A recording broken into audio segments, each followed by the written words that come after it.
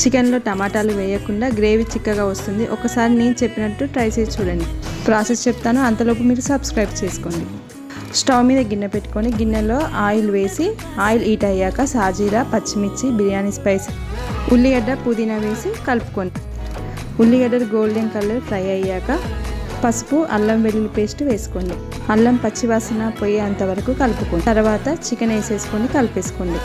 ఇప్పుడు ఒక గిన్నెలో పెరుగు వేసేసుకొని బాగా కలిపేసుకోండి. ఇందులోకి కారం, ధనియాల పొడి, పెప్పర్ పౌడర్, చికెన్ మసాలా వేసి బాగా కలుపుకోవాలి. ఇప్పుడు ఇది పక్కకు పెట్టుకోవాలి. కారం కొంచెం ఎక్కువగానే వేసుకోవాలి. ఇప్పుడు చికెన్లో ఉప్పు వేసి కలుపుకోవాలి. ఇప్పుడు ఇందాక మనము పక్కకు పెట్టుకున్న పెరుగు వేసి బాగా కలుపుకోవాలి. ఇప్పుడు అందులోనే కొన్ని వాటర్ యాడ్ చేసుకోవాలి. ఒక 10 మినిట్స్ సిమ్లో ఉడికించుకోవాలి. ఇప్పుడు కొత్తిమీర, పుదీనా, గరం మసాలా వేసి కలుపుకోవాలి. అంతే అండి, చికెన్ గ్రేవీ కర్రీ తయారైపోయినట్టు. లైక్ అండ్ సబ్స్క్రైబ్ చేసుకోవడం మాత్రం